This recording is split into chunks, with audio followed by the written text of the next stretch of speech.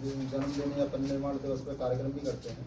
अगर जातिगत रूप से देखें तो हम बाबा साहब जो है महार जाति से थे, तो एससी कैटेगरी में आते थे, लेकिन विशेष रूप से अगर उन्होंने हर समाज के लिए, संविधान में उन्होंने हर समाज के लिए हित के लिए बात रखी।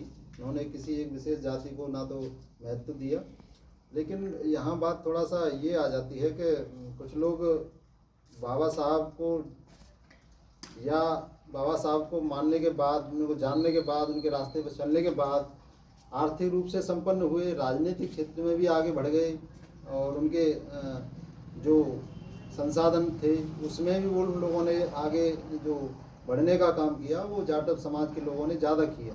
इसलिए दूसरे समाज के लोग इस धारणा को पैदा करने का प्रयास करते हैं कि ये बाबा साहब डॉक्टर भीमराव अम्बेडकर केवल जाटव समाज से थे। बहुत से जाटव समाज के लोग भी यही सोचते हैं कि ये हमारी समाज जाति बिरादरी के थे, लेकिन ऐसा नहीं है।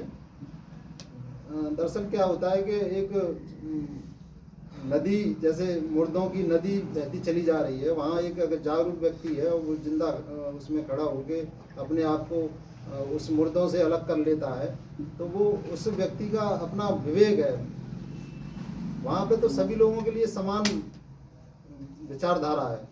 उसमें किसी भी जाति धर्म का व्यक्ति अगर बाबा साहब को वास्तव में मान लेता है और उनके बताए हुए मार्ग पर चलता है, अपने आप को समृद्ध बना सकता है, राजनीतिक रूप से भी अपना उद्धार कर सकता है, बशर्ते उसको बाबा साहब को अच्छे से मानना पड़ेगा, उनकी बातों पर अमल करना पड़ेगा।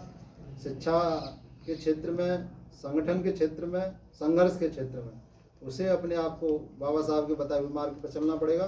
तो निश्चित तौर से उसके खुद का भी विकास होगा, उसके परिवार का भी विकास होगा, उसकी आने वाली पीढ़ी का भी विकास होगा। इससे जातिगत कोई मामला नहीं है। अगर कोई व्यक्ति ये सोचता है कि बाबा साहब केवल जाटवों के हितैषी थे, तो ये भी गलत है। उसका स्वयं का विवेक है, वो ये मानता है, लेकिन अगर उसको वास्तव में वो पढ़ेगा तो बाबा साहब ने सभी समाज के लिए काम किया। विशेष करके उन्होंने, ये बात सही है, विशेष रूप से एससी ओबीसी को लिया है, लेकिन एससी ओबीसी में भी 4-5 हज़ार जातियाँ हैं।